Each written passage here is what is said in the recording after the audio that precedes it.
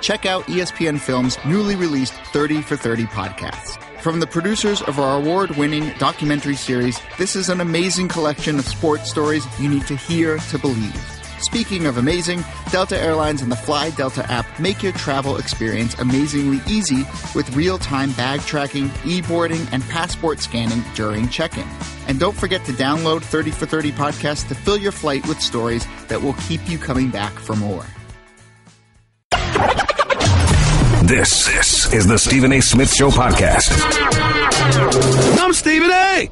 Welcome to the latest edition of the Stephen A. Smith Show, coming at you as I love to do every weekday over the airwaves of ESPN Radio. That's 98.7 FM New York City. That's 710 ESPN LA. And, of course, nationwide over the airwaves of ESPN Radio, Sirius XM style, Channel 80. Number to call up, as always, is 888-SAY-ESPN. That's 888-729-3776. Got a jam-packed show coming your way. The one and only Oscar De La Hoya, promoter extraordinaire, former 10-time world champion. He will be in the house with us at the top of hour number 2 to talk about this mega fight coming up in September. Saul Canelo Alvarez versus Triple G, Gennady Golovkin, September 16th to be exact. Can't wait to talk to him about that, along with a few other things pertaining to the world of boxing.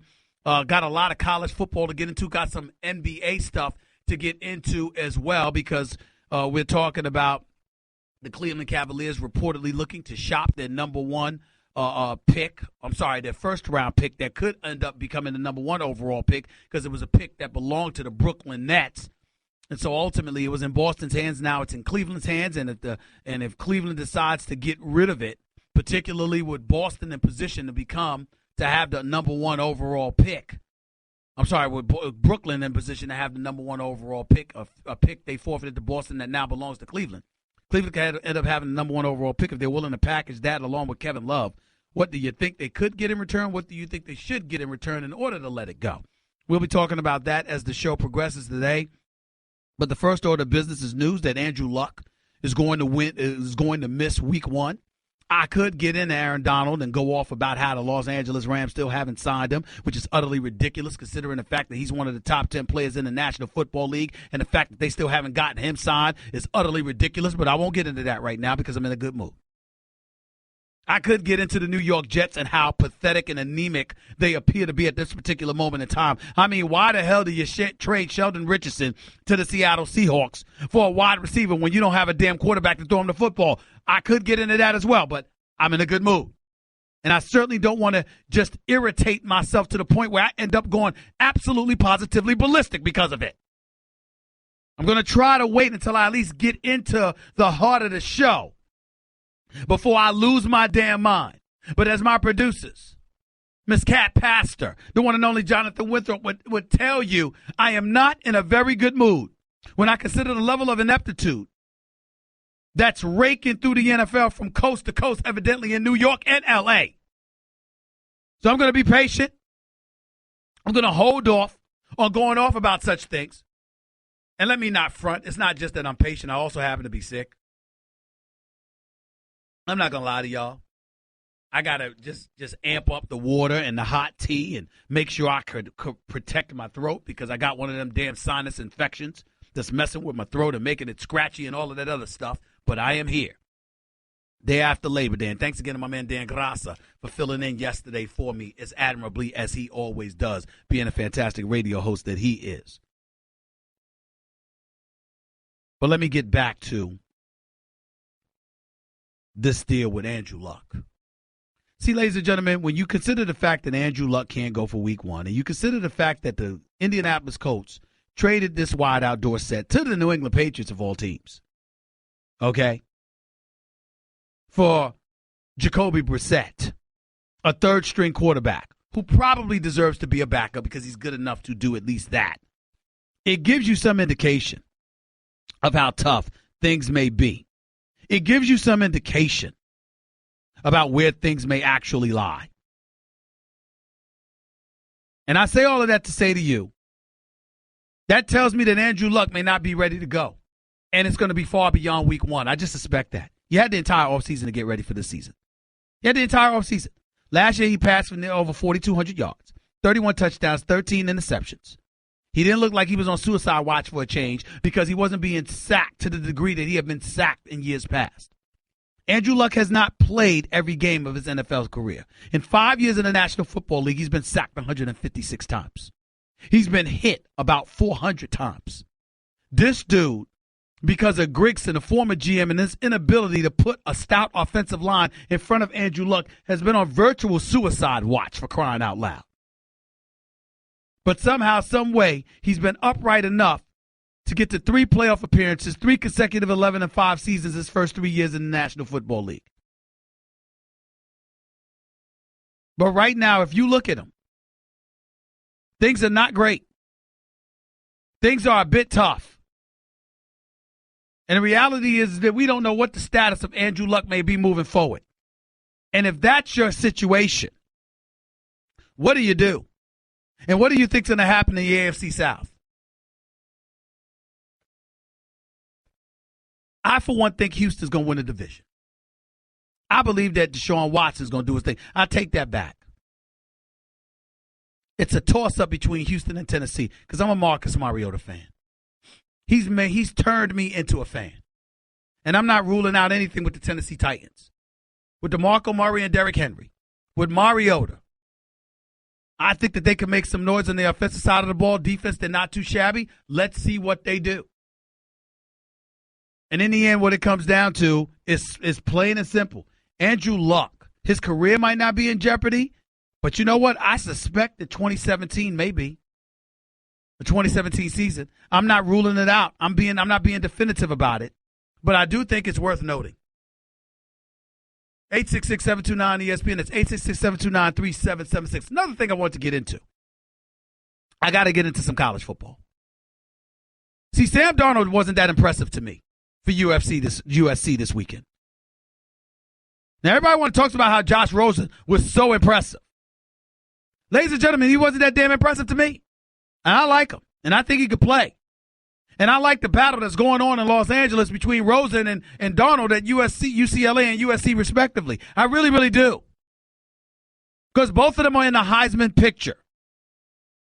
And after Rosen threw for damn near 500 yards and 4 touchdowns, some would say he deserved it. To me, it wasn't that impressive. I saw at least 3 passes that should have been picked off. See, to me, the story behind it all, and it pains me to say it because I love this man. He's been a guest on this show. I love talking to him. I respect him. I think he's a hell of a coach, hell of a recruiter. But I got to look at Kevin Sumlin at Texas A&M right now. Does he deserve to be fired? No. Does he deserve to be on a hot seat?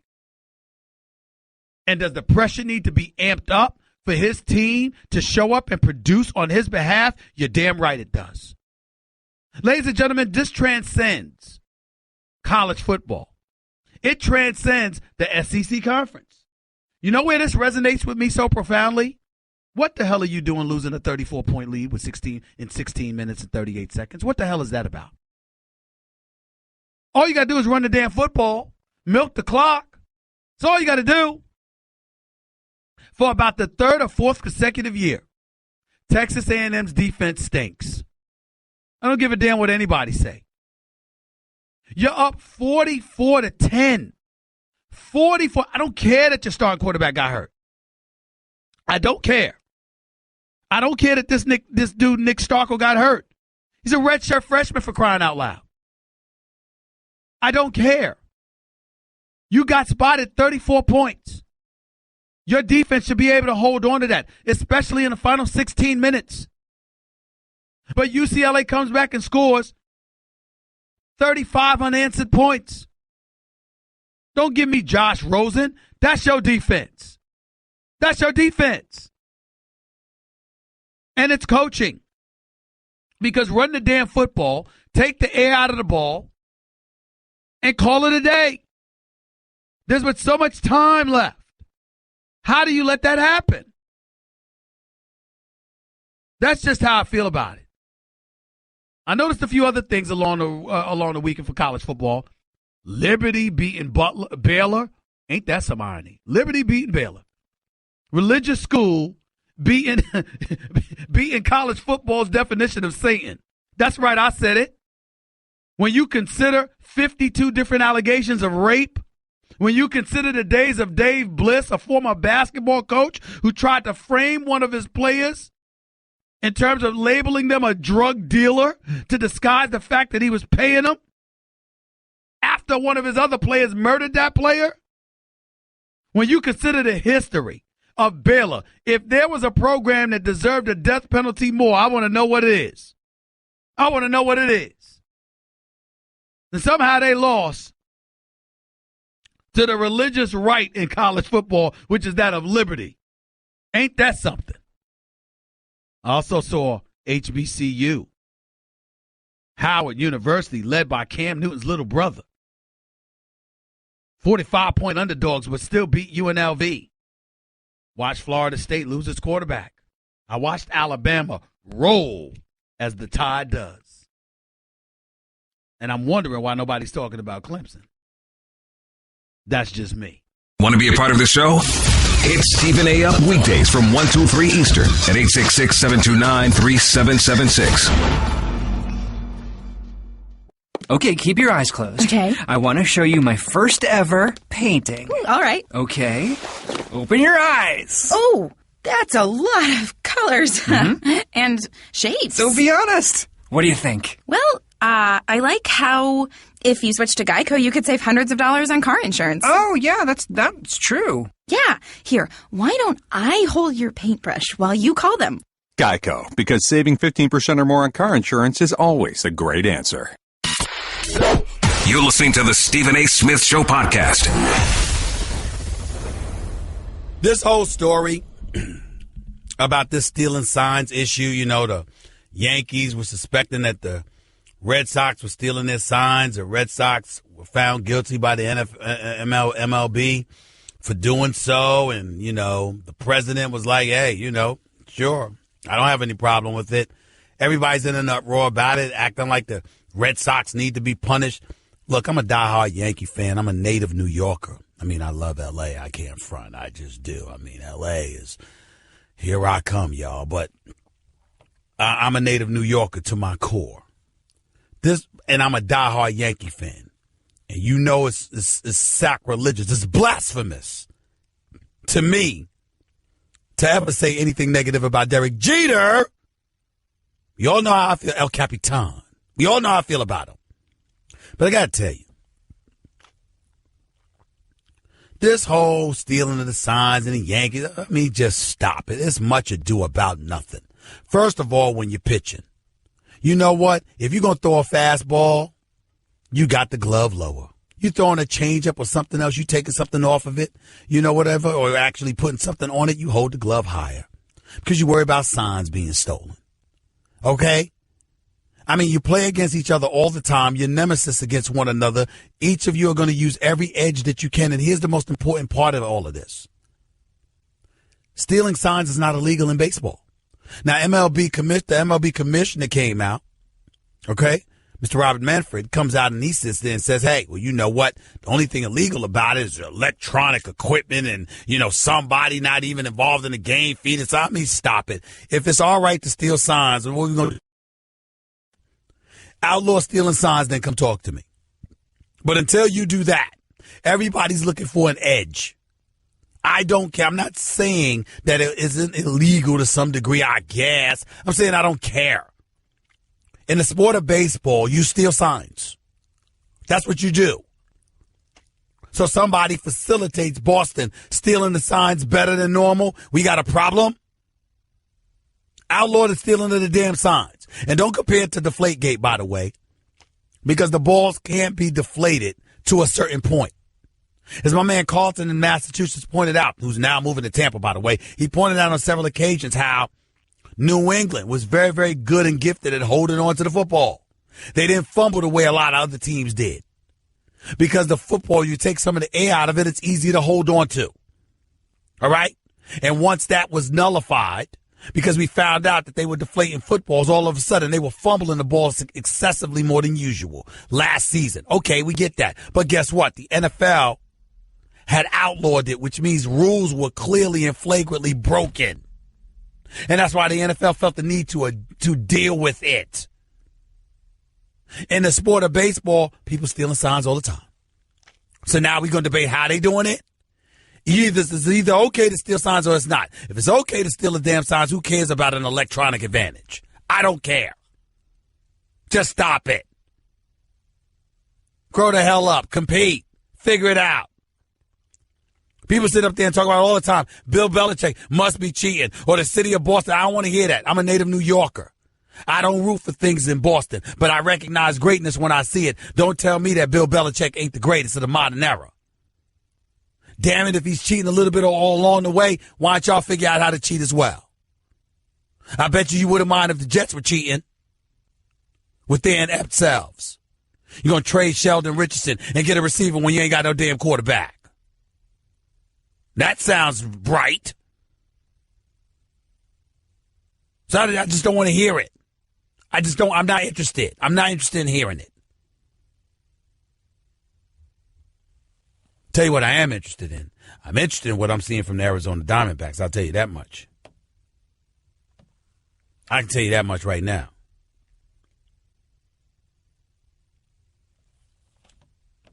I look at it and I tell you this.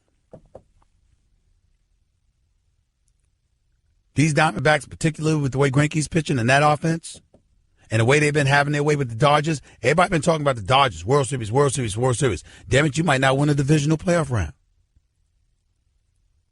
I'm just saying, it's something to pay attention to. It truly, truly is. 866-729-ESPN. That's 866-729-3776. And for those of you thinking I'm eating on the air, I'm not eating. Just so you know. I ate during commercial break. On the air, I'm sucking in my saliva because I'm not feeling well. I'm just letting you know.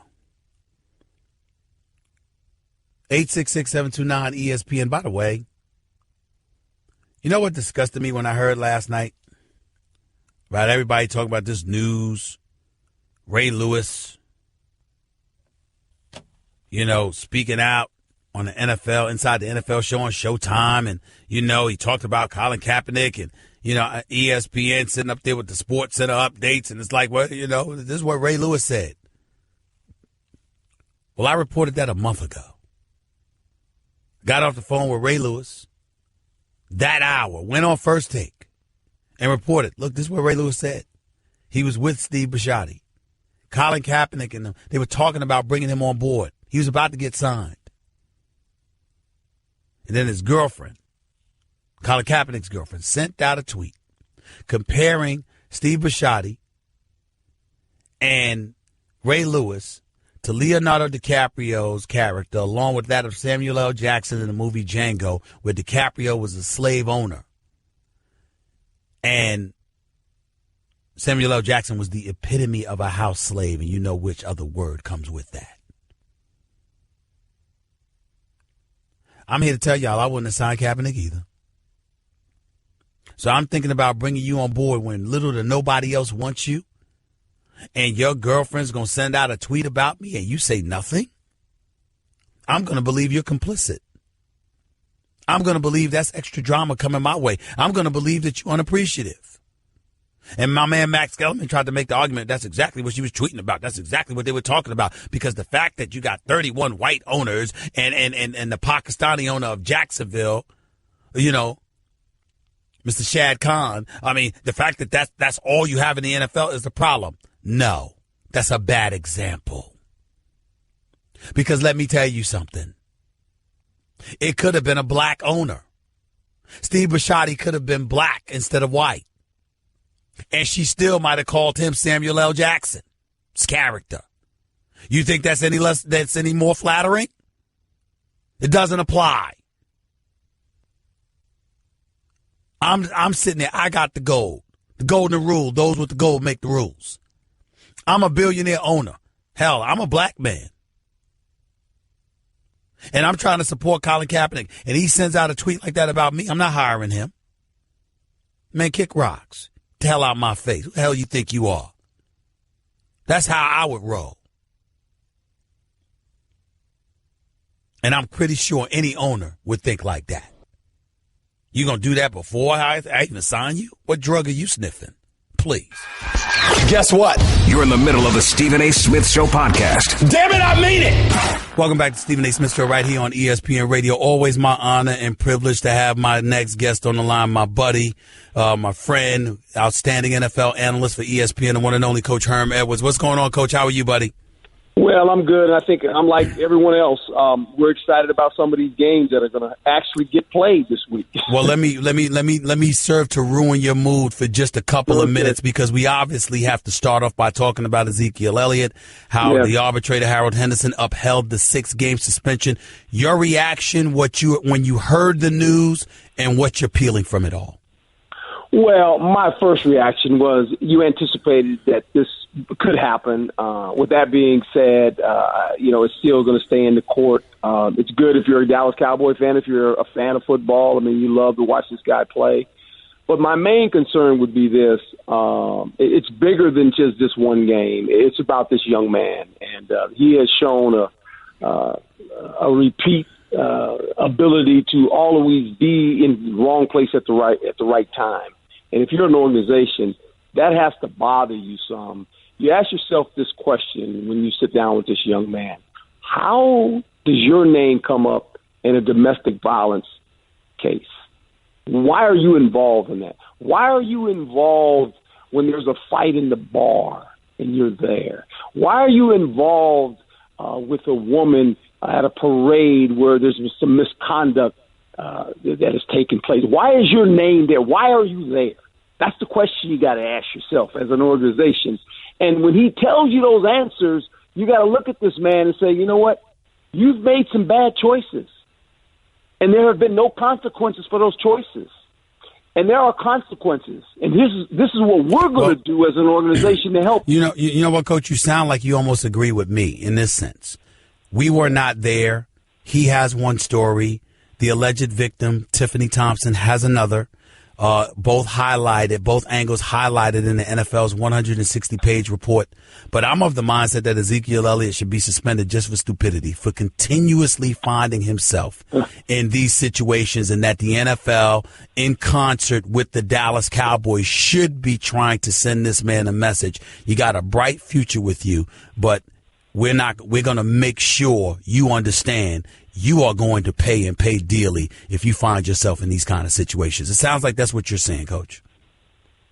You're exactly right. And Stephen A., I agree with you in this sense, is that there are consequences. And if you're the organization to help this young man, he has to realize this is what we're going to do now. We're not going to wait on somebody else to do this, because, this young man needs somebody to tell him enough is enough now, because your career is important.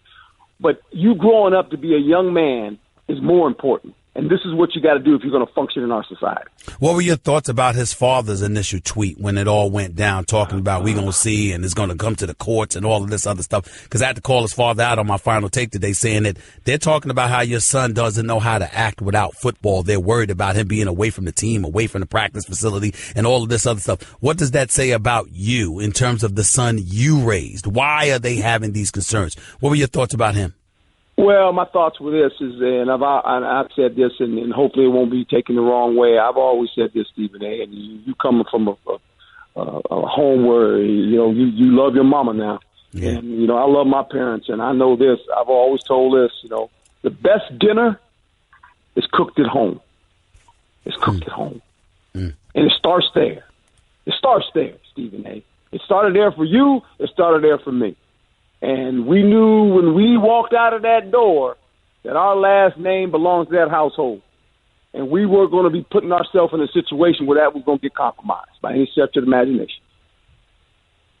Said it better myself. Herm Edwards right here with Stephen A. on ESPN Radio. Let's transition to another off-the-field matter to some degree anyway, and that's, obviously the aftermath of Hurricane or Tropical Storm Harvey, and now you've got Irma coming to the Florida area, and, of course, the West Indies, the Virgin Islands, where a lot of my family members still are. I'm praying that everybody's going to end up safe and sound, but there's not going to be a game in Miami between Tampa Bay and Miami. What are your thoughts about that? Do you think that they did the right thing by moving the game? Should they have canceled the game? I mean, what's your mindset? I think the league did the right thing, and I was hoping they would do that. I mean, the disruption of this, it's bigger than a football game. Stephen A., and I dealt with a horrific situation when my first year as a head coach. It was 9/11. And I can remember them basically waiting almost till Thursday before they canceled the games. And they all needed to be canceled. And that was a whole different situation, but they canceled the games. And I think to cancel this game, to let people find their way and make sure nothing happens, this is the proper thing to do. Well, they postponed it till week 11 of the NFL season. That means it's not going to be a bye week for them. I think they'll be just fine. I think they'll be just fine, okay. Coach. Yes, they will. Let's get to some stuff on the football field because we know that we've had some interesting games. Thursday night, the New England Patriots, the reigning defending Super Bowl champions, open up against Kansas City. What are your thoughts about that game? Well, I think it's a game that's going to be highly watched. It's to kick off our season. Two very good football teams. Kansas City Chiefs are a perennial playoff team. This game means a lot to Kansas City in the sense they have to go to New England, and if they're going to get in the playoffs like they did last year, they might end up playing them again in the playoffs. So I think this is a team that goes on the road. Remember, they went up there 2 years ago. The score was 20-27. Right. So they played them pretty good, but they're going to have to be all hands on deck to beat these guys. The Patriots, as we know, Tom Brady did not start last year. He was watching suspended last year. Right? 4 games. 4 games. 4 games, that's right? That's right. And I will say this: the 8 times that he started opening day at home, he's 8-0. Well, not just that, Coach. I'll go a step further. Considering the fact that he was suspended at this time last year for the first 4 games of the season, considering the fact that he still came back, had an exceptional MVP caliber season, and ended up winning the Super Bowl championship in the MVP, considering the fact that now to open this season basically it's your ring ceremony, combined with the fact that Roger Goodell is going to be in attendance, I think New England's going to be hyped. I don't think Kansas City stands a chance in this game because of those reasons. Well, I do know this. If you're Kansas City and if you're Bill Belichick, there's something that you got to worry about if you're Bill Belichick, and it's your special teams. Mm-hmm. They have 2 dynamic returners in Hill and obviously DeAnthony Thomas. That's right. And that bothers you. That bothers you. And they lost their punt returner, Cyrus Jones, New England. So special teams could kind of, no one's talking about that, but that could weigh big in this football game. What's the game of the week for you? Because I'm looking at the Giants-Cowboys on Sunday night. Now that Ezekiel Elliott's going to be allowed to play that game, I'm thinking about Seattle at Green Bay. That's a big-time game myself. I'm just looking at some of these games right here, and I like, I like the Raiders and the Titans game as well. What are you interested in most? That one right there. I'm going to keep my eyes on that one, Stephen. Why? Because the Titans are a team that can challenge to win this division. You think they're ready? Yeah, I think they are ready to play and win this division. This is a big game for them. They're playing a playoff football team, a team that everyone's kind of liking. They're the team everyone's talking about, the Raiders. But the Titans are a team. Be careful now. This is a big game for the Titans. What about the teams in New York? I mean, as good as the Giants could potentially be, how awful do you anticipate the Jets may be? Your former team. Trading Sheldon Richardson and bringing in a receiver when you don't have a quarterback. Yeah, well, that's the problem. I think if they're going to have to play defense, especially, that's the only way they're going to be competitive. They can't rely on their offense a whole lot. I think they will get some play out of the quarterback position, but it won't be good enough to win games for them. They got to convince the quarterback, whoever he is, don't lose the game. Don't lose the game. And if you do that, they'll be competitive enough in some games where they'll win some. Coach, real quick, 2 stories at the forefront of my mind is A, I am appalled that the Rams haven't found a way to sign Aaron Donald. Are you? I am, and I'm actually doing that game on ESPN Radio, the Rams and the Colts. So I'm going to be investigating on why that's not getting done. I don't understand it. This dude is one of the top 10 players in the games, Coach, and he's somebody that actually wants to play for the Rams, which says a lot. You know? Yeah. He's their best player. the other thing is there a problem that you have? Why are the Chargers playing in the 27,000-seat stadium? I mean, they couldn't find a better arena for these guys?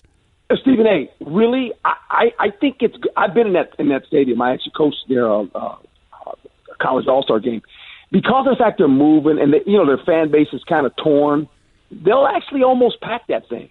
They can use that as a venue to really – get an advantage of a home field advantage. So I think it's okay because if they went in the Coliseum, Stephen A., there's going to be 22,000 people in that Coliseum. You know how bad that's going to look? Yeah. I got you. So I get it. I get the move. I get that move. It's okay. It's okay. Coach, we'll be talking throughout the season, man. I always appreciate your time, buddy. Thanks so much. My pleasure, my friend. Take it easy. The one and only Coach Herm Edwards, NFL analyst extraordinaire for ESPN, right here with Stephen A. on ESPN Radio, 866-729-ESPN. That's 866-SAY-ESPN. You are listening live to the Stephen A. Smith Show. Back with your phone calls and more in a minute. Give Stephen A. piece of your mind. He is sorry. Call him weekdays from 1 till 3 Eastern. I mean, just trash. At 866-729-3776. Guess what? You're in the middle of the Stephen A. Smith Show podcast. Damn it, I mean it. As we go, right here on the Stephen A. Smith Show, ESPN Radio. Let's go to Mike in Denver. You're live with Stephen A. What's up, Mike? Talk to me, bro. What's going on with you, man? How you doing? I'm good, man. Talk to me. What's going on? Just chiming in on that Ezekiel Elliott thing, man. It just seemed like this thing got all the way out of hand, man. You know, like you said, and then, Herm Edwards made a good point. At some point in time, Dallas going to have to start owning up to this discipline, method that they don't have with their players. Jerry Jones just like, hey, if the police don't say you did it, then I'm going to ride with you. And that's the wrong approach to keep sending to all these players, man. It's terrible. You know how Dallas is. Anything to be in the news, anything to win. They don't want something like this. Don't get me wrong. I'm not accusing them of that. But at the same time, it's like if you get yourself caught up in the situation, Jerry Jones ain't going to speak against cats because Jerry Jones is trying to protect his players because that's one of the reasons why everybody loves playing for him. Yeah, that's true. But at the same time, like you pointed out in Herm, going back to Herm again, at some point in time, these guys got to stand accountable. And and then another point that you touched on that's absolutely right. Zeke has not once said, I didn't do it. Not one time has he said, I did not commit a crime. And then, when you look at that point right there, then there's something going on with him that he don't want to discuss because, like you say, all them different times, man, running for the police with the run-ins with the police, something is going on, man. Not just with him and this issue, but as you know, coming up in New York and I'm coming up in D.C., you got guys that play ball, but you get the word that they're hanging on the corners. Man, if your name keep coming up, eventually something gonna happen. And with Zeke, if he don't get himself together, something bigger than this gonna happen, which we don't want to happen. Right. But he need to get a grasp on what he's doing, man. He got to. They got to reel him in. And by the way, you're the commissioner. You don't need an explanation. I'm the commissioner. You sullied the name of the shield and the brand. Whatever you did, you did. Whatever you didn't do, you did. That's your problem. Figure it out. You ain't gonna be attaching all of this noise and nonsense to my league. Period. It ain't that damn complicated. It really, really isn't. Appreciate the call, Mike. Love you, bro. Always appreciate you. Brandon in South Carolina, talk to me. You're live with Stephen A. What's up, Stephen A? Go ahead, buddy. Now, I got two topics that I want to get to, but before I even get to them, I got to talk about who's uploading the podcast for First Take. Because Stephen A. Look. I'll address that later, man. You got a couple of minutes on the radio. Don't even worry about that. They'll take care of it. They'll figure something out. I don't know what's going on with that stuff. I'm not an engineer. I'm not an electrical engineer or anything like that, bro. I don't know. I really don't. Okay, well, I'm going to just make my point with that. Sometimes it's coming on the ESPN app like 5 hours after the fact, which is another story. Like you said, you'll get to that or whatever. But with the whole Ezekiel Elliott thing, to me, the NFL just reared its ugly head at the wrong time. Like, the way I'm looking at it, if the Dallas PD or whatever police department it was in Texas, if they didn't have enough information to gather to put him in court or put him in trial, that's when the NFL should have left it alone. That's Columbus, Ohio. But here's the problem. See, here's the problem with your argument, Brandon. You don't get to make that call. And I don't get to make that call. This dude worked for the NFL. So you might not like it, but let's deal with the real. Let's deal with the fact that this man doesn't have the power. They do. And that's what they elect to do because they got advertisers and sponsors to cater to, and they got to show and display at all costs that they're in control. So let's deal from that premise, Brandon, because that's reality.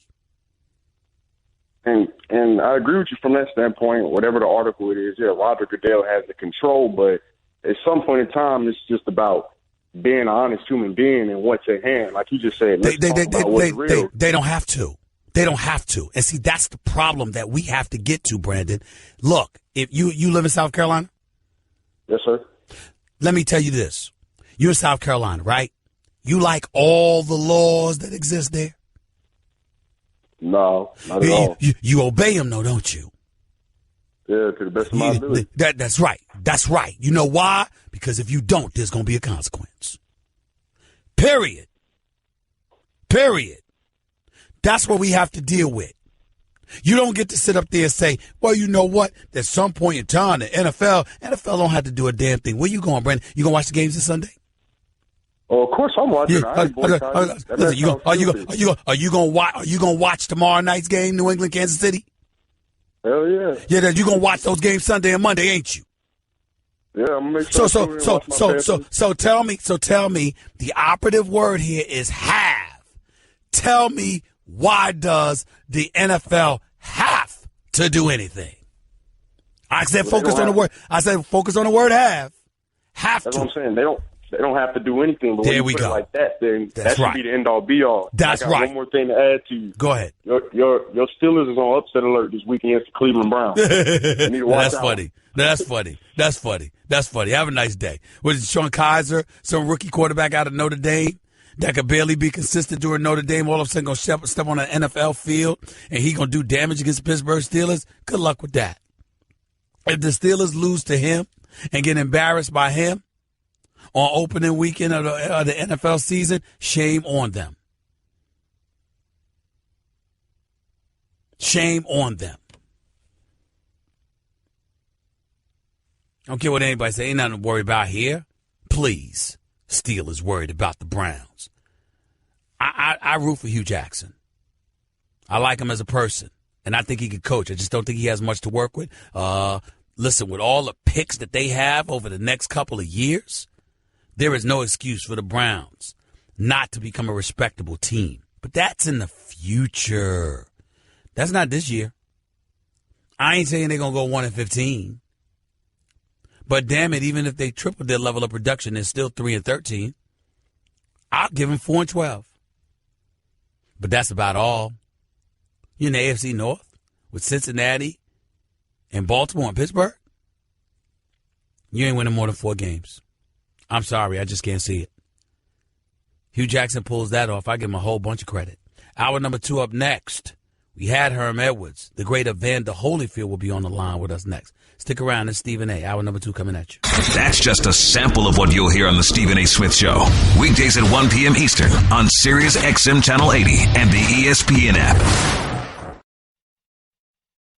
Check out ESPN Films' newly released 30 for 30 podcasts. From the producers of our award-winning documentary series, this is an amazing collection of sports stories you need to hear to believe. Speaking of amazing, Delta Airlines and the Fly Delta app make your travel experience amazingly easy with real-time bag tracking, e-boarding, and passport scanning during check-in. And don't forget to download 30 for 30 podcasts to fill your flight with stories that will keep you coming back for more. This is the Stephen A. Smith Show podcast. I'm Stephen A. Gonna get back to the phones because Evander Holyfield is coming on with us in approximately 30 minutes or so. Looking forward to talking to the former heavyweight champion, light heavyweight, cruiserweight, and heavyweight champion of the world, Evander Holyfield, especially with this upcoming matchup between Canelo Alvarez and Triple G Gennady Golovkin, September 16th in Vegas. Oscar De La Hoya was on the show. Yes, they can't thank him enough. And I can't say enough about him, and I can't say enough about what they're doing, because let me tell you something right now. Even though Floyd and them didn't do anything wrong, because who the hell's going to turn down that amount of money? Floyd's going to end up pocketing over $300 million for fighting McGregor, and McGregor's going to get about $100 million.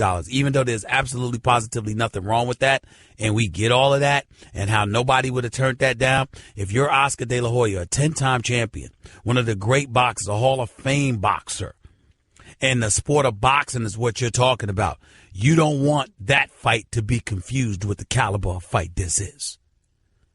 As much as we were entertained by Floyd Money Mayweather and Conor McGregor, and they deserved it because they didn't cheat us, Like the Mayweather-Pacquiao fight cheated us. Let's be real about something here.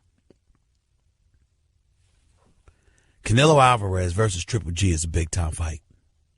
This is special. I agree with Roy Jones totally. This ain't going a distance. I can't imagine it. I really, really can't imagine it. Canelo Alvarez is special. Power in both hands, a superb boxer, got speed, throws great combinations. All of that's true. Triple G is a monster. Coming at you, just so big, so strong, so thorough. And if Triple G uses that jab, Canelo could have some trouble, man. It could be a problem. And I'm here to tell y'all right now, let me be very, very clear. I got Triple G winning in the 11th. I think the fight's going to be very, very close. I think it's going to be a war. But I think ultimately the bigger, stronger Triple G is going to catch Canelo late. And that'll be all she wrote. That's where I'm at with it. But I tell you this much. Buy this fight. If there was a fight that was worth $100, if there were two fighters that deserved a 9-figure payday for a fight, it's these dudes. It's these dudes. I sincerely hope everybody out there is smart enough to show up for this. This is the kind of fight you pay for. This is the kind of fight. This is Hagler Hearns. Damn near. That's the kind of fight this is. I'm going to be there, and I'm still buying it on pay-per-view. That's how special this fight is. I ain't missing this for nothing in the world. Lord willing. I'm telling you that right now. This is what it's all about right here. And Oscar delivered on his promise. Told me months in advance, Stephen A., these boys will be fighting one another in the year 2017. I promise you that. And he delivered. I got nothing but love for Oscar after that. I'm telling you that right now. Nothing but love for him. 866-729-ESPN is the number to call up. That's 866-SAY-ESPN. 729-ESPN is the number to call up. Let's go to Vertus in Memphis. You're live with Stephen A. What's going on, Vertus? What's going on, Doc? Talk to me. What's going on with you? I'm good. Go ahead. I got a question about the Ezekiel Elliott incident. Okay, you all read the document of everything that was in there, right? The 140 page, 68 pages, whatever it is. 160 pages, yes. 160 pages. Why nobody brings out the issues between her lying, making up stuff? Well, stop right there. Stop right there. You might have read it, but you ain't listening to talk radio. All anybody has pointed to is the inconsistencies in her reports. How she lied. She told them she's white, you're black. They'll believe me before they believe you. You know, how she tried to embezzle money. How the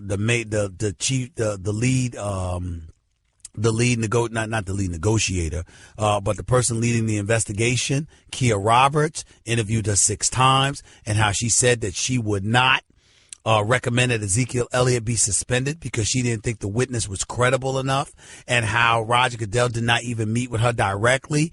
He spoke to her superior and got advice from her superior who disagreed with her. We talked about all of that because we're saying that Roger Goodell still drew the conclusion that he drew regardless of that piece of evidence that I just gave you. We've talked about that ad nauseum. Right, but with that being said, everybody hawks back to, well, he shouldn't. He put himself in a situation. He should have been there. He's stupid. If she's lying, then all that you throw all that out. Well, Vertus, can I ask you a question? Go ahead. I think that to some degree, based on the report, I think that it's conceivable that she's lying. Let me ask you this question: somebody gonna get away with lying on you 5 different times? Yes. If you lie about one thing, you lie about something else. No, what I'm saying to you, no. I'm not trying to say that she may not have lied 5 different times. I said, can somebody conceivably get away with lying on you 5 different times inside of 3 days? Personally, I think he can. Come on, Vertus. Come on, Vertus. If you're an NFL, I feel you. I feel you on that, man. I'm not coming at you like that, bro. I'm respecting where you're coming from. I understand it, but come on, bro. When you got as much to lose as Ezekiel Elliott has to lose, okay, to find yourself on 5 separate occasions in a domestic violence situation on 5 separate occasions in 3 specific days. Come on, dog. He's got to own some of that. He's got to own some of that. Now, maybe not from a legal perspective, like you saying. That's why he wasn't arrested. That's why he wasn't indicted or prosecuted. But you can't ignore the fact that from the commissioner's perspective, you sitting there looking at him like, you a damn fool to be in this situation that a multitude of times. I'm not having that.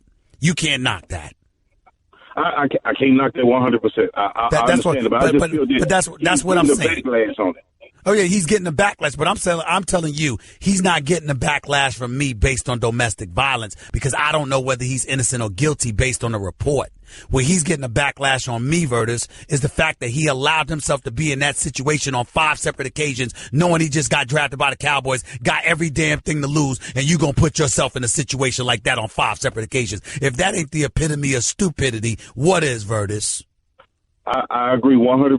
And one other thing, Stephen, I appreciate everything that you do. You know, I listen to your show. I watch you on ESPN. I'm in First Take every day. But I got to tell you, sure, I'm heading for Dallas. I'm heading for Dallas tomorrow when I get out of work. Hey, listen. Let me tell you something, Virtus. If you come there, who you coming with? What do you mean? You talking about coming to the show? You talking about coming to First Take when we do the show Friday from Dallas? I said, who you coming with? Who you coming with?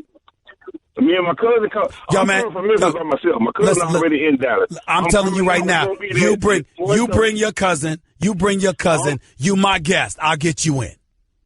Hey, I got you. I'm gonna have my Dallas Cowboy Jason. It don't matter. I'm gonna hurt your feelings. Bring you and your cousin. You're gonna be on my list. I'll see you Friday. Did you tell them, Virtus, you a guest? You called into my radio show, and Stephen A. said you his guest. You ain't got to worry about it. I'm happy to mess with you, bro. I'm happy to mess with you. That's right. I got you. I'm gonna hold that to you now. When That's right. Friday. Look, my brother, I said it over. I said it over the live airways. What you want me to do? I got you. Okay. I got you. I'll see you Friday. I ain't scared of no damn Cowboy fans. I'm looking forward to coming and laughing in y'all face. Let's go to Joe in Staten Island. You're live with Stephen A. What's up? Hey, Steven. The problem is nowadays with the whole stealing the sign thing that we want it both ways in sports, right? Okay, we want a little bit of back in the day versus, like, the new wave of thinking. Yep. Back in the day, if you get caught stealing signs, you're catching a fastball off the chin. But you can't do that nowadays. Too much money invested. We're taking the power away from the players to police themselves. That's the way baseball's been played. Here's my problem. Joe, I can appreciate what you're saying. I truly can. But here's my problem with it. I don't like the fact that Major League Baseball players got to police themselves in the first place. You know why, Joe? Nobody else did. What makes baseball so special? What are you talking about? Basketball did, hockey? No, they didn't. No, they didn't. Come on, hockey, yes. You're right about hockey. I apologize. You're right about hockey. No other sport, Joe, had the latitude that players have to deal with each other and police themselves the way Major League Baseball does, man. And I like the fact that they're being held accountable now the way every other sport is. Yeah, it is the Nancy-ness of today's world that you're playing these sports in. Yeah, but at the same time, I don't want somebody throwing a 95-mile-per-hour fastball at somebody's head or face either. Then don't steal signs. To every action is a reaction. But Joe, stealing signs is one thing. You could kill somebody like that, bro. Come on, Stephen A., in one breath, you're saying, look, you know what? Everybody should be cheating if Bill Belichick's cheating. And there's a part of me that agrees with you that says if you're not cheating, you're not trying. Right. But at the same time, you've got to accept the ramifications. But Joe, there is such a thing as going too far, bro. I'm not saying that you're wrong in principle, but I mean, damn, say get plucked. Go sit up there and say catch a 95-mile-per-hour fastball to the chin. You don't think that's a bit damn excessive? Keeping the Rams practice before the Super Bowl, is that going too far? But then you're defending him in the same breath. Because what I'm saying to you is this. First of all, he was Spygate. I can't defend that. But what I'm saying to you, Joe, I'm not talking about what you are right about in premise. I get that. I'm saying there is a such thing as being excessive. You go sit up there and talk about like it's okay for somebody to get plucked by a 95-mile-per-hour fastball to the head. I'm saying to you, please tell me you don't mean that literally, because that's a bit damn excessive for stealing signs. You don't think that's a bit excessive for stealing signs? No, that's the way the game's been played. 95 mile per hour fastball to the head. You don't think that's excessive? Hey, it happens. That's part of the game. Wow. Okay, we got it, Joe. Take care of yourself, Joe. I wish you nothing but the best. I hope your son don't play. I really don't. I mean, what the hell is that? I'm all for, consequences of the game, but there is such a thing as being excessive. That's like saying that somebody get in a fight. All right, you get in a fight. Well, the consequences are you can get murdered. So be it. Really? Really? Catch the Stephen A. Smith Show live on 98.7 ESPN New York, ESPN LA 710, and Sirius XM Channel 80. You just can't make this stuff up. Weekdays from 1 to 3 Eastern.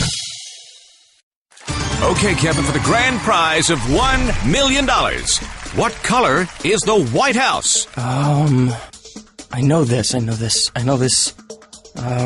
5 seconds. Oh, switching to Geico could save you a bunch of money on car insurance? Okay. Judges? That's true, Kevin. They'll allow it. Congratulations. You're a winner. Woo! Geico, because saving 15% or more on car insurance is always a great answer. You're listening to the Stephen A. Smith Show podcast. Back to the phones we go right here on the Stephen A. Smith Show, ESPN Radio. Let's go to Ed in Pennsylvania. You're live. What's going on, Ed? How are you? All right, Stephen. How you doing, brother? I'm doing all right. Go ahead, my man. Listen, your take on Colin Kaepernick, I kind of disagree with it, Stephen. Here's my reason. Here's my position. Sure. No doubt. I do not agree with the picture she put out there. Time out. Just let me make sure I clarify for my listeners. You're talking about the picture Colin Kaepernick's girlfriend put out about owner Steve Bisciotti and Ray Lewis when he was depicting them, and when she was depicting them as Leonardo DiCaprio and Samuel L. Jackson's characters in the movie Django as slave owner and house slave. Yes, exactly. Go ahead. My reason for disagreeing, I don't agree with the picture and its implication. However, the issue of what Colin Kaepernick did is larger, simply because they're still killing black men. Much larger. Okay, because you think about this year alone, Steve, we're at 250 and counting of black men in this country that have been killed by police officers. Stop right there. Stop right there. I have to be fair to police officers in this regard. That's not all about driving while black or being stopped and frisked and all of that other stuff. There were some instances in which individuals were killed because they were criminals breaking laws, and it ain't just black folks, too. Now, you got to be fair now. I'm being fair, but what I'm saying, Steve, the issue is greater than the picture that depicting a slave owner and the whole issue there. I don't agree with it, but my thing is the issue, and that's where I'm trying to stay focused at, is the issue that's going on in this country. Michael Bennett just had an issue with police officers. I was getting ready to bring that up. Go ahead. So the issue is larger, and so we have to be careful, and this is where my issue is with you, Steve, is that we jump on that issue, and we spend a lot of time there, and the bigger issue is where I think the focus would be. No, I'm not agreeing with what she did. I understand. But my point is the bigger issue. Ed, first of all, how old are you, Ed? I'm 66, brother. Yeah, because you've called on several occasions. Yeah. First of all, I always appreciate your calls, and I always appreciate you giving me your perspective and your point of view. And even when I disagree with you, I have profound respect for you, and I really, really do. You, so I love you calling the show. Let me respond directly to what you said on a couple of things. Number one, Michael Bennett, he was stopped in Las Vegas by police officers. He was put to the ground. They had a knee in his back. One of the police officers said, "Don't move, MF, or don't move, or I'll blow your MF and head off," and all of this other stuff. He's thinking about filing a civil suit. Obviously, that's incredibly unfortunate. I'm just thankful that they didn't go further and they didn't end up shooting him, that he's still alive and well to talk about that. So I'm very, very happy about that. Thankful that nothing happened to Michael Bennett. Now let's get back to what you were saying. You're right, because here's the reality. Colin Kaepernick was kneeling during the national anthem to bring attention to the racial prejudices and racism itself that exists within this nation, along with police brutality. And somewhere along the way, we've gotten caught up in talking about Colin Kaepernick kneeling and people who are against him and how he can't find a job, as opposed to talking about why he knelt in the first place. So that's what you're talking about, Ed, when you're talking about focusing on a bigger issue. I agree with that. And I've said that on many occasions. We have no disagreement. Here's where you and I part ways, Ed, and I'll give you an opportunity to respond. Where we part ways is that, to me, that has nothing to do with Steve Bisciotti. Steve Bisciotti is an owner for the Baltimore Ravens, who, despite all of that stuff that was going on, knowing that his bottom line could potentially be affected, or it could be stirred because the city of Baltimore and that community, you have some individuals, and certainly not all, but you have some individuals who are trying to move beyond the whole Freddie Gray fiasco, okay? And so, another black man that was killed. So by bringing in Colin Kaepernick, you might stir that cup and get and sort of fuel discussions about that, etc. Steve Bisciotti had to weigh all of that and was still about to bring you on board. And Colin Kaepernick's girlfriend sent out that tweet. I'm sorry, I'm a billionaire owner who happens to be white, not black, never subjected to what you're subjected to. I'm trying to be sensitive enough to try and understand it and still be willing to come out of my pocket to give you a job, because I think you could help our team, albeit as a backup, because you certainly ain't getting the job over Joe Flacco, because I'm paying him over $20 million a year. And still I consider bringing you on board, and you do this? Nah, Ed, I can't fly with that. I have to support Bisciotti on that. I'm sorry. I like to respond to that. Sure. And here's my response, and I appreciate it. Sure. To respond to that is this, is that if it took that one incident to now make his decision firm to say no, it was a no all the time, and that just gave an opportunity to count his position, and now I got it out. Oh, whoa. That's not true. That's not true. I'm telling you what I know. I know people within the Ravens organization. I know Ray Lewis. I know Ozzie Newsome. I know a lot of people within the organization, and I'm telling you, Bisciotti was about to bring Colin Kaepernick to Baltimore. Okay, but see, my position is this here, and I hear what you're saying. I'm not dismissing that, but my saying is this. If he was ready to do it, after considering all those things, that one incident, to my opinion, would not have changed his position. You can't say that, Ed. No, wait a minute, Ed. I'm assuming you are a black man who is in his 60s. Who is in his 60s, Ed. You can't say that because you're not him. You're not a white guy who happens to be a billionaire who has no direct involvement in such of a thing. You can relate to Colin Kaepernick in ways better than most of us can, and better than I can, because you're an elder statesman. You're highly intelligent. You've experienced, and you were born pre-civil rights movement, and you know what trials and tribulations endured during that moment in time. Yeah. So you can speak to that, and there's a level of personal, you got a personal relationship with that kind of stuff. A white billionaire owner can't relate to your experiences, so you can't say if you were you can't say if you were him that you would have done such and such. No, if he were you, he might have done what you think he should have done, but not if you were him. Well, that's true, and you know what, and that's true, because I used to go on and register vote. I did with NAACP, register voting in Pittsburgh, a lot of things. But my closing point, and I appreciate you giving me this time. She should not have done it, but I still feel that that's low hanging fruit. And I listened to what Ray Lewis said, and if I go back and listen, I don't know if he said he was ready to sign or that he was still considering it. So I don't know. I'm going to listen to it again. Well, I'm telling you what I heard. Okay, go ahead. All right, man. All right. Thank you, Ed. I appreciate the call. Great call. Great call by Ed. Appreciate him, as always. Ed in Pennsylvania, calling in the Stephen A. Smith Show on ESPN Radio, 866-729-ESPN. That's 866-729-3776. So we'll try to get back to your phone calls, but I think I got Evander Holyfield coming on in a few minutes as well. Former heavyweight champion of the world, cruiserweight champion of the world, light heavyweight champion of the world, one of the greatest boxers in history, a Hall of Famer, the great one, Evander Holyfield, the real deal. He's up next with Stephen A. on ESPN Radio. Guess what? You're in the middle of the Stephen A. Smith Show podcast. Damn it, I mean it! 3 minutes past hour number 2 back here on the Stephen A. Smith Show, ESPN Radio. It is my honor and privilege to have my next guest on the line. He's one of the great boxers in history, former light heavyweight, cruiserweight, heavyweight champion of the world. He is the real deal. His name is the great Evander Holyfield. What's going on, buddy? Long time no speak. How you doing? I'm doing great. How you doing? I'm doing all right, man. Always great to talk to you. Before I even get into some of this boxing stuff that's going on, you've got some boxing stuff of your own going on. Real Deal Sports Entertainment Resorts World Casino in Jamaica, Queens, New York City. What's going on with that? What have you got going on September 9th, buddy? Well, we getting ready to put on a great show, and very, very competitive fights. You know, we have the 8-round middleweight, and they're gonna be great fights. Let me ask you this: Is this your venture into the promotional world? Are you're promoting fights now? Is this what you're doing here?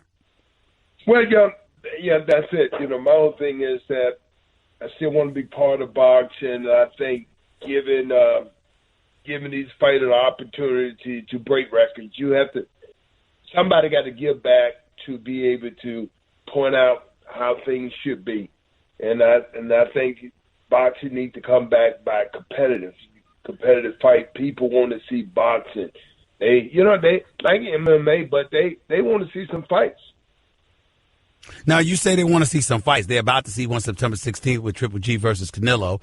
They just saw one, even though some would say not necessarily a real one, between Mayweather and McGregor. How would Real Deal Sports and Entertainment be different than Golden Boy Promotions, Mayweather Promotions, or some of the other promotional arms out there like Top Rank and others? How would it be different?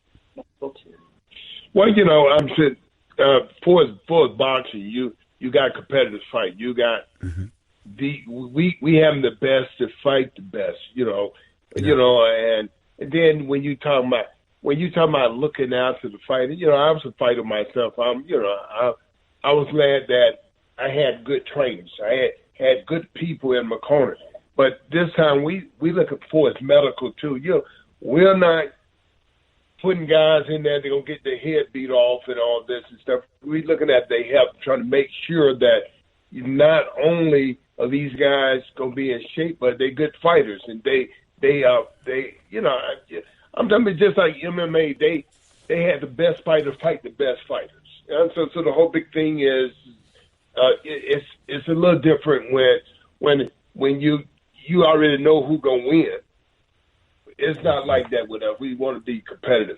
Got you. Talking to Evander Holyfield, the great Evander Holyfield, the Real Deal, right here with Stephen A. on ESPN Radio. Remember, Real Deal Sports and Entertainment is proud to announce the development of the Real Deal Medical, an initiative to revolutionize the standard of care for its athletes in all combat sports. So kudos to Real Deal Evander Holyfield for taking on that challenge, that initiative. Thank you so much. Let's get into a couple of other things. Mayweather fought McGregor. You had a lot of people, myself included, who never believed that an MMA fighter deserved to be in the ring with a world-class championship boxer like Floyd Money Mayweather. What were your thoughts about that and ultimately how things turned out?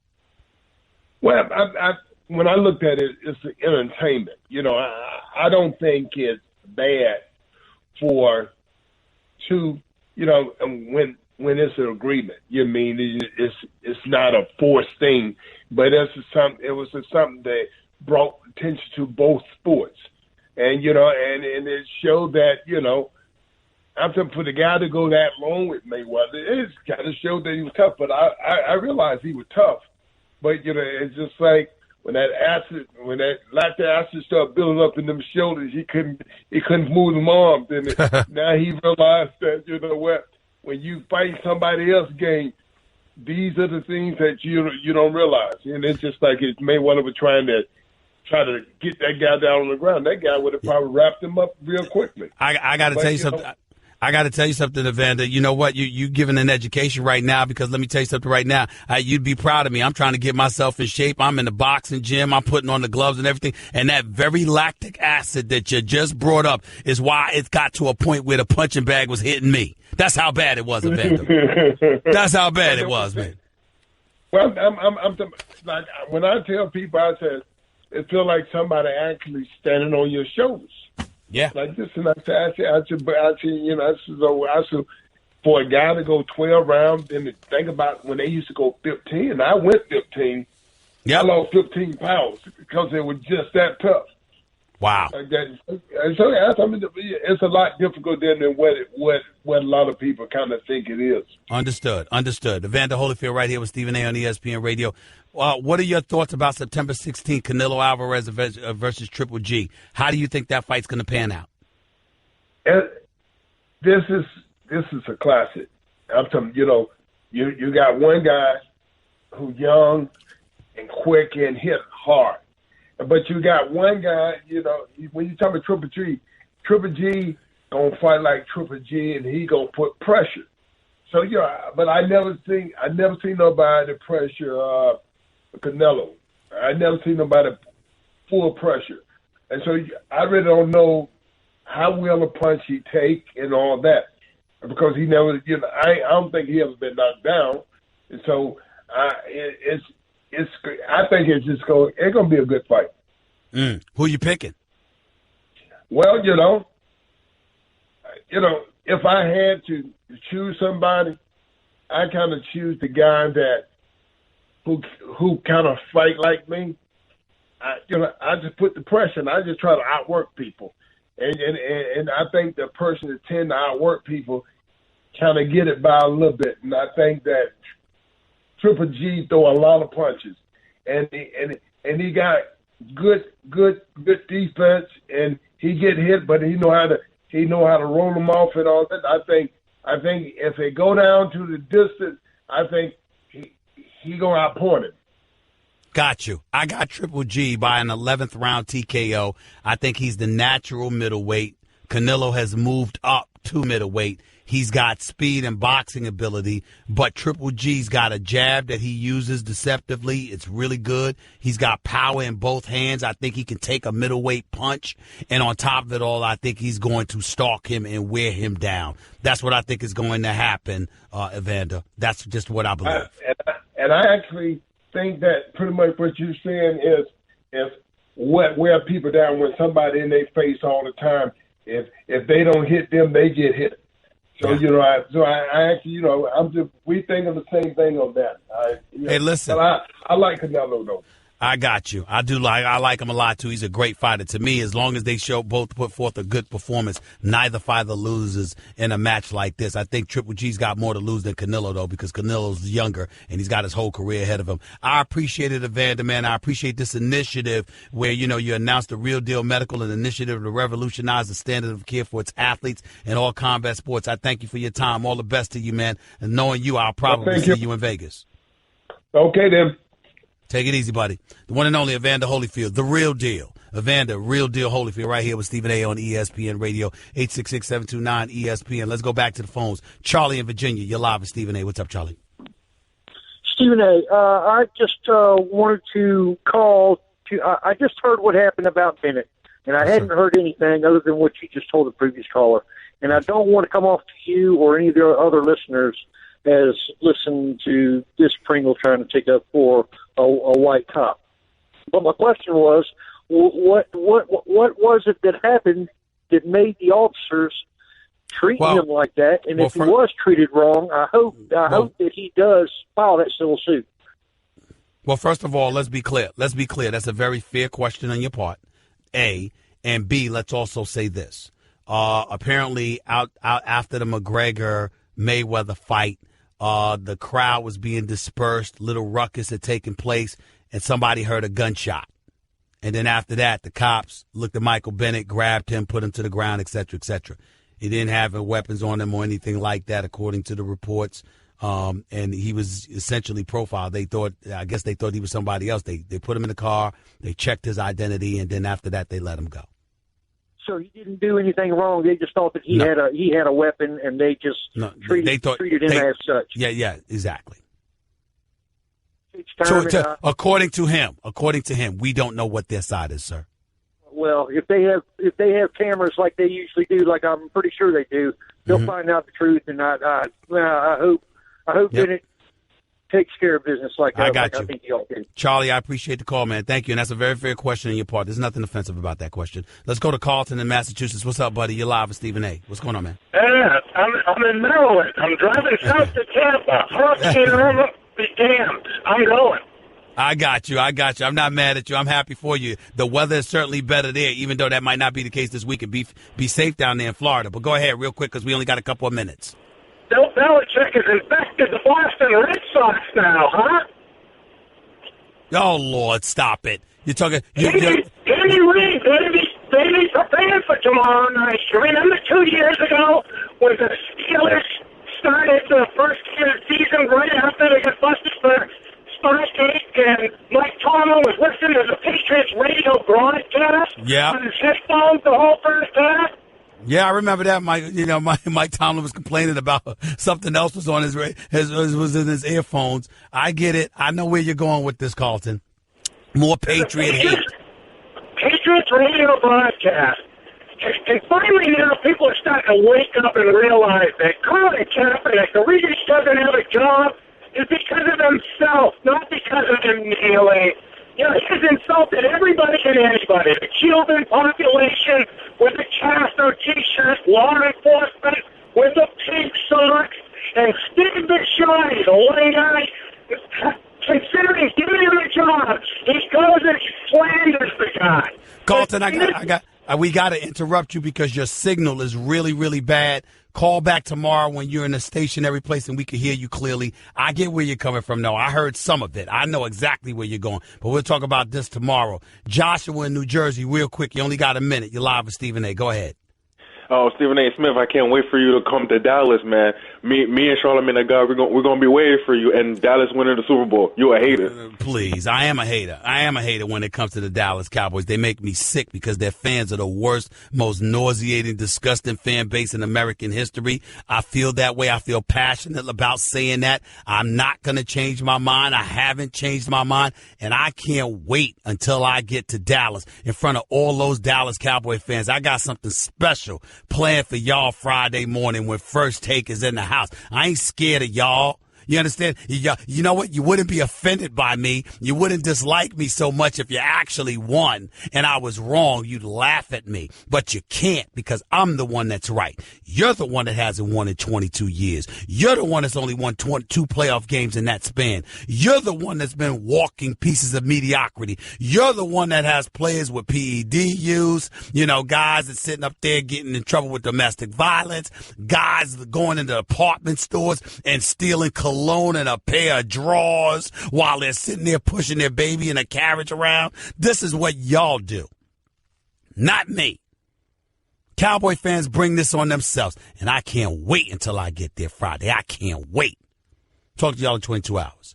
Peace and love, everybody. Stephen A. Smith signing off. Want to be a part of the show? Hit Stephen A. up weekdays from 1 to 3 Eastern at 866-729-3776. Guess what? You're in the middle of the Stephen A. Smith Show podcast. Damn it, I mean it!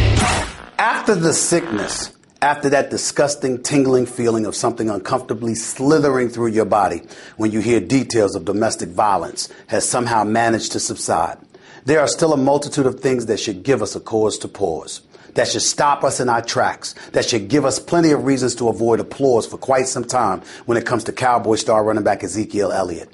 And guess what? It's not just because of Elliott himself. Lost in the aftermath of Elliott's 6-game suspension being upheld is the noise reverberating from everywhere else. There's the league playing the role of cops, convicting with highly suspect yet circumstantial evidence, buffered by a commissioner who's unapologetically consumed by appearances.